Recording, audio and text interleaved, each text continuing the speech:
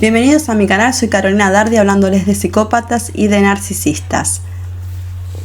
Y hoy el tema que vamos a tocar justamente es cómo opera la envidia y los celos en los seres humanos, y sobre todo obviamente relacionándolo con el tema que es inherente a este canal. Bueno, la misma coexistencia en este mundo entre personas empáticas y personas narcisistas va a generar un combustible y un motor suficiente para que exista la envidia. Esta es una manifestación patológica de destructividad y agresividad que es muy diferente al simple hecho de sentir celos. La envidia es un sentimiento de disconformidad o anhelos resentidos que se despiertan ante la posición social de otro, las cualidades o la suerte que tenga otra persona. La envidia es mortificación, es siempre un sentimiento negativo basado en la contemplación de lo que el otro tiene o de lo que el otro es. Es destructiva porque cuando uno es envidioso lo que se busca es destruir al objeto de frustración.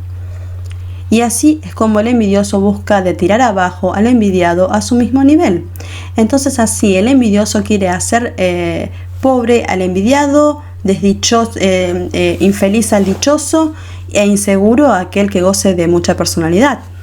Pero cuando estamos frente a los celos, el ejercicio mental es diferente. Si veo a alguien rico, entonces el sentimiento de querer, me va a surgir el sentimiento, puede surgir el sentimiento de querer ser rico, como esa otra persona, o de ser brillante como esa otra persona que yo vi y que idealicé. Entonces, esta persona que está celando buscará los medios, qué es lo que necesita de hacerse para llegar a ser rico o para llegar a ser brillante como ese otro. Y esto va a ir en una carrera, que va a implicar que esa persona que está sintiendo celos se va a construir.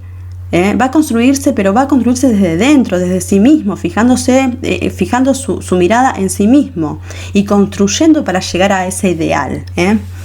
Los celos elevan a las personas a emprender acciones humanas necesarias para ir a buscar en la vida lo que consideran de su necesidad, al contrario de la envidia, que tratará de llevar abajo, de tirar abajo y de manera patológica al sujeto envidiado. Buscará llevar a un estado inanimado toda aquella vida de la que goza el objeto de envidia. Es por ello que cuando hemos hablado sobre la sexualidad narcisista en este canal, he hablado del tánatos, por el cual el narcisista es ostensiblemente un envidioso patológico. Siempre va a buscar de apagar las personas a las que él fija su objeto de atención. Por ejemplo, si encuentra una persona que está llena de vida, de luz, de resiliencia, va a tratar de frustrar a esa persona y va a tratar de apagar todo ese brillo para convertirla en lo que es él, o sea, en lo que él es él mismo, o sea, un muerto civil, o apagarle toda esta libido, que la libido, o sea, es energía no es energía sexual, es energía psíquica, por la cual nos lleva a emprender todas nuestras acciones y creaciones de la vida. La envidia, como cuarto pecado capital que se genera por alguna deficiencia en el ser humano, con alguna condición de insuficiencia de uno mismo, que poco tiene que ver con el otro. Por ello es que el envidioso envidiará al otro cualquier bien que posea, ya sea este bien material o inmaterial. Por ello te envidiarán desde el intelecto hasta la resiliencia, hasta tus habilidades más intrascendentes para vos, pero que es trascendente para el envidioso. A la envidia trae miseria y la miseria no le gusta estar sola. Por eso es que también la envidia provoca afiliación. Uno de los ejemplos son las uniones entre psicópatas para hacer daño a alguien más. Ellos habitualmente se asocian entre ellos para ir contra un enemigo en común. La asociación que muchas veces hacen los psicópatas con sus monos voladores también es otro tipo de afiliación, basada en la envidia principalmente. El envidioso enfrenta sus perniciosas emociones de 4 maneras diferentes. La primera manera, que va a ser que los envidiosos atacan la fuente que perciben como objeto de frustración en un intento de destruirla o reducirla a la más mínima señal. Tales impulsos destructivos a menudo asumen la máscara de defender causas justas o causas sociales, o que quieren hacer reformas o promover algún tipo de ideología. Por ejemplo, esta ideología MGTOW, que es una sigla en inglés que quiere decir Men Going to Their Own Way, es un grupo formado principalmente por hombres, donde ostentan el principio de que cualquier relación afectiva con las mujeres no es viable, porque no debería ser viable, porque las mujeres son todas abusivas y están basadas en un interés económico. Y también, por otro lado, tenemos la otra cara también del feminismo más fundamentalista, en donde también habla de que todos los hombres son abusivos, machistas, violentos y maltratadores, cuando esto no es así. La segunda manera en que los envidiosos van a ir a atacar va a ser a través de subsumir el objeto de envidia, imitándolo.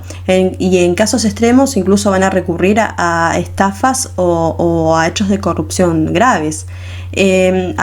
También acá tiene que ver mucho que ver aquellos gurúes o estos coaches que promueven estas ideas como hay un gigante dentro de usted, puede estar al acecho, puede despertarlo si tan solo se lo propone, y por supuesto también está esto de la ley de atracción, o sea que si te pasa esto es porque vos tenés las energías muy sucias, sos un ser espantoso, entonces tenés las energías sucias, entonces por eso te sucede tal o cual mal.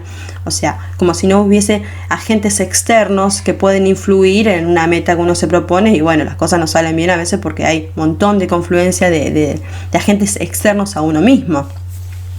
Y esto, o sea, también estoy hablando del secreto, de ese libro, de esa filosofía, en donde que te meten en la cabeza que uno se tiene que proponer, y no hay nada más alejado de la realidad. Eso conecta con el narcisismo de la gente, no conecta con el principio de realidad. O sea, porque para que un negocio o algo que uno se proponga salga de manera correcta, uno tiene que estar con los pies bien en la tierra, no pensando en las energías, no, eso es una pavada.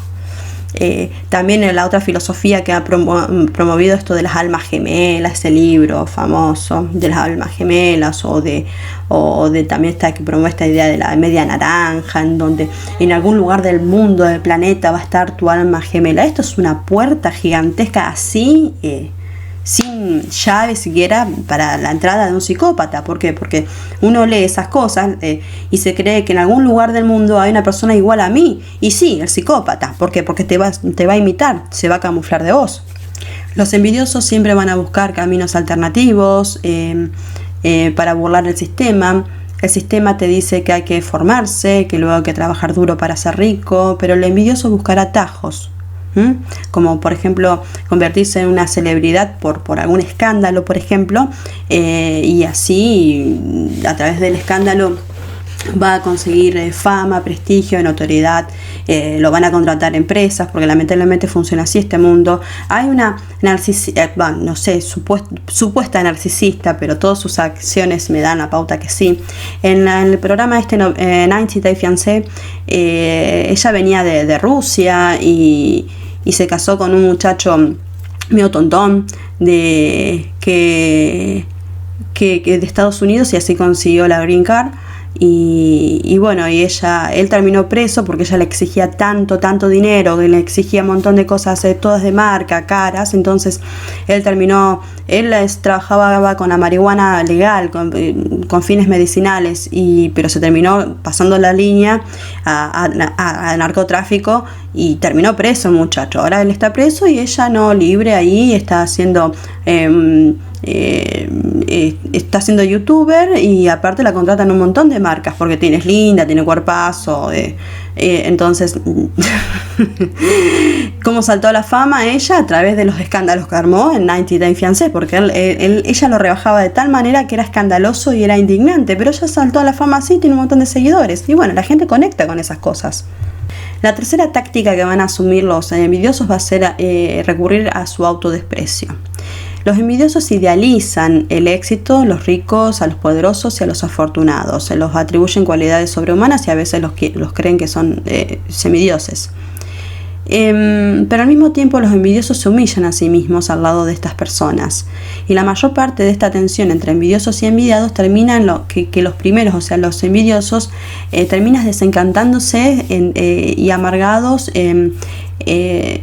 desencantándose de su objeto de devoción y adulación. Entonces terminan destruyéndolos o terminan experimentando la disonancia cognitiva, o sea, se terminan, a través de desilusionarse, empiezan a devaluar a ese objeto envidiado. Y finalmente, la cuarta maniobra que los envidiosos hacen es la maniobra de evitación. Los envidiosos suelen evitar a las personas que envidian y por lo tanto de este modo se ahorran la angustia también. En cambio, los celos, por ejemplo, entre profesionales o innovadores, jefes, actores, políticos y miembros de cualquier profesión, es competencia. Esa competencia está basada en mejorarnos, en perfeccionarnos, en hacer una competencia que sea constructiva, en poder crear servicios para una comunidad o crear algo innovador o algo importante para la humanidad. Está basada en ese tipo de competencia sana y productiva. ¿Por qué? Porque si uno idealiza a determinados profesionales, entonces uno va a ir a tratar de recorrer el mismo camino que hizo ese profesional, porque ese profesional llegó a esa brillanteza, a ese conocimiento, pero previamente tiene toda una construcción previa, Entonces para yo llegar a superarlo incluso tengo que primero ir por el mismo camino que fue él y después de ahí, crear lo mío, pero mínimamente tengo que llegar, es lo mínimo que debo hacer es recorrer ese camino. De esta manera fue como la humanidad se ha ido desarrollando y las sociedades se han ido desarrollando y han aparecido grandes mentes que siempre han hecho, del acto pedagógico una rebelión, y de ahí han creado algo más. La pregunta que hay que hacerse necesariamente en este espacio, en este canal, es cómo opera los celos y cómo operan la envidia precisamente con el narcisista. Entonces nosotros sabemos que la gente que recién llega a este canal, tal vez no, pero la gente que ya estamos en este mundo, en este conocimiento, sabemos que los narcisistas son envidiosos patológicos, que van a decir frases bien conocidas por nosotros, como por ejemplo, ¿cómo aquel tiene ese auto? Si es un infeliz. Una vez escuché a un narcisista decir que como que la secretaria de Guido Casca en el programa que hace ese de entretenimiento estaba de novia con el productor ese y no se fijaba en él. Eso es envidia pura. ¿No será que no te registra la mina, qué sé yo, no te conoce, no? Y si te conoce no se va a fijar en vos tampoco. Ellos se sienten tan semidioses, los narcisistas, que no pueden entender que como el otro tiene algo más que lo que ellos podrían tener, mientras que ellos son más merecedores. Este entitlement que ellos sienten siempre. Ellos nunca van a tener consideración de los esfuerzos que hacen las otras personas. Ellos van a decir cosas que como aquel que consiguió la beca esa, si yo estudié en la misma facultad que él. Y claro, pero lo que pasa es que el otro tiene de promedio 9,90 y vos tenés de promedio menos 50. Entonces, ellos no miden estas cuestiones de que el otro sí hizo un esfuerzo más que él y que sí, por ende, es una persona más merecedora. Ellos no. Ellos se creen que tienen derecho a todo, y no es así la vida. En este momento de envidia vas a encontrar al narcisista con un trigger, con un disparador, con un flashback, en donde él va a rememorar este sentimiento de pequeñez y de impotencia de la infancia, justamente en donde él era un niño y no podía escapar de las situaciones de abusos de las cuales él padecía, él vivía. Entonces este sentimiento de envidia y esta ira que le genera que el otro pueda o que el otro tenga, justamente lo conecta con ese sentimiento de inferioridad que él siente para sí mismo. El narcisista, por su parte, no se va a esforzar en construir algo positivo, no se esforzará siquiera en construir una carrera, quiere que la trayectoria le venga ya hecha. ¿Y qué va a hacer al respecto entonces el narcisista? Hará buenos contactos, pero no tendrá contenido, o sea, va a ser yo tuve un ex jefe que, bueno, sí, era abogado, hizo su carrera, terminó en la universidad privada, no en la pública, mucho esfuerzo, y él después de eso no construyó una carrera, sino que se dedicó a hacer contactos, y tenía contratada gente que éramos el cerebro de la oficina, pero él era Pinky Cerebro, nada. Y estos narcisistas van a manipular un sistema para conseguir dinero y así un atajo para conseguir fama y poder. Un claro ejemplo de esto ha sido allá el tramposo del norte, que se aprovechó de que en la década del 70 Manhattan estaba asediada por el crimen. En esa época se hablaba de la pandemia de la cocaína. Muchas propiedades, mucha gente se iba de la ciudad por temor, estaba atemorizada por el crimen, entonces vendían las propiedades y se vendían, toda Manhattan estaba prácticamente a la venta y se vendían las propiedades a bajo costo. Y una de las propiedades que a él le interesó fue un viejo hotel abandonado que es llamado Commodore. Entonces él fue, que estaba ubicado en la calle 42 de Manhattan, ahí en pleno corazón. Y él, para hacerse de esta propiedad, realmente no invirtió ni un centavo. Él hizo lo siguiente: él fue a Penn Central, que era la empresa que era dueña de esta propiedad, y le dijo que tenía un contrato con Hyatt, que Hyatt se iba a hacer cargo de la restauración de este hotel, y así ellos iban a hacer la inversión. Y fue a su vez también a Hyatt y les dijo que él tenía la representación de esta propiedad, y lo cual no era cierto. No tenía ni siquiera contrato ni con Hyatt, ni tampoco tenía la representación que le había dado Penn Central. No tenía nada de esto, y bueno, y así logró concertar un acuerdo. Y a todo esto tampoén necesitaba dinero, porque necesitaba invertir una parte de él para convertirse en socio, porque el acuerdo era así: bueno, yo hago este acuerdo entre ustedes, pero yo también me convierto en socio, tengo mi tajada. Entonces, para convertirse en socio, él necesitaba invertir dinero que él no tenía. Entonces, ¿qué hizo el señor tramposo del norte? Fue al banco y le dijo que había conseguido una buena exención impositiva y así solicitó un crédito millonario. Bueno, tampoco tenía esta exención impositiva.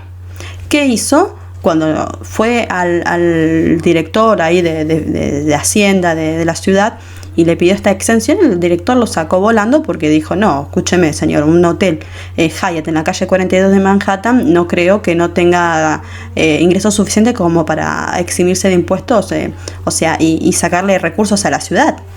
Entonces se lo denegó. Se fue el señor tramposo del norte, se fue enojado de la oficina del director de Hacienda, y le dijo que lo iba a demandar, que lo iba a hacer echar, y el director de Hacienda le dijo: bueno, váyase antes que llame a seguridad. ¿Qué hizo el señor del norte? Recurrió a su padre, que ya había, su padre y su abuelo ya habían construido un imperio millonario basado en el dolor ajeno, por supuesto, y recurrió a su padre porque su padre tenía amiguismo con el alcalde de la ciudad y el gobernador. Entonces logró que se discutiera en una asamblea, supongo que será un equivalente a un consejo municipal, para que se lo eximan de impuestos, y él consiguió esta exhibición de impuestos por 40 años. Imagínense a nosotros, si alguno de nosotros ciudadanos a pie se nos eximen de pagar solamente el IVA por 40 años, o sea, todo con trampas, con manipulaciones, y hasta el día de hoy él se ríe de cómo logró este acuerdo. Cuando le habían pedido el contrato de representación, lo tiró así con bronca arriba de la mesa, y la gente así intimidada leyó, miró que estaba el contrato, pero no se fijó bien en la última página que estaba solamente la firma del señor tramposo, pero no estaba la firma de PEN Central, de representante de PEN Central. Entonces no había tal representación otorgada por ende.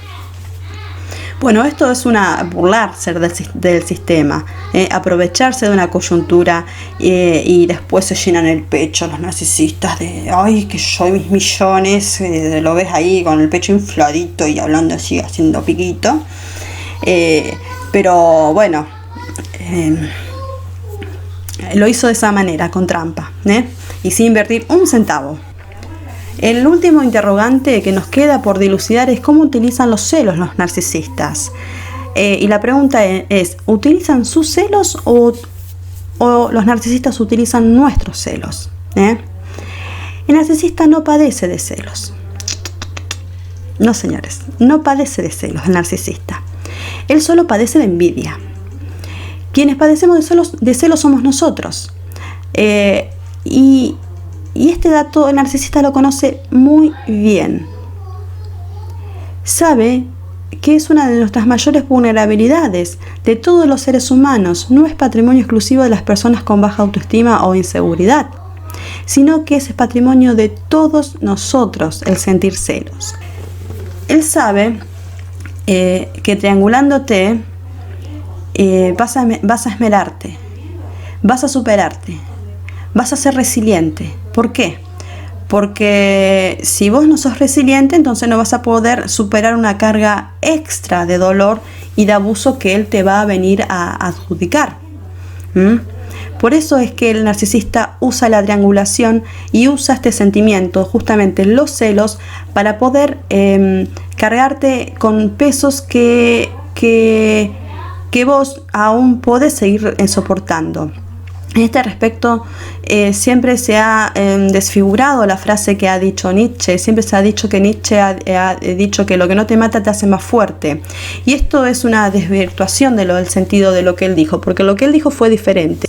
Lo que dijo fue: lo que no te mata te hiere de gravedad y te deja tan apaleado que luego aceptas cualquier maltrato y te dices a ti mismo que eso te fortalece. Por ello, que el narcisista te va a triangular con terceras personas que van a desafiar tu exclusividad sexual con esa pareja narcisista, o te triangulará con su madre o con su padre para obtener más cuidados maternos de tu parte para con él, o más cuidados maternos o paternos, según si estamos hablando de una narcisista o de un hombre narcisista. Estos cuidados que él te reclama son los cuidados que él debería de haberle reclamado a su madre o a su padre, pero recuerden que el narcisista es un niño y para los niños les está vedado hacerle reclamos a sus padres. Entonces él tiene este sentimiento de inferioridad y de impotencia frente a sus verdaderos agresores siempre, pero él lo traslada y lo proyecta a vos, que sos sus parejas, su pareja íntima, ahora en lo que debería de ser su adultez. El narcisista quiere llevarte a ese plano de dolor, amor, intimidad, porque él desprecia el estar solo en su propio infierno. Si te gustó este capítulo, dale like.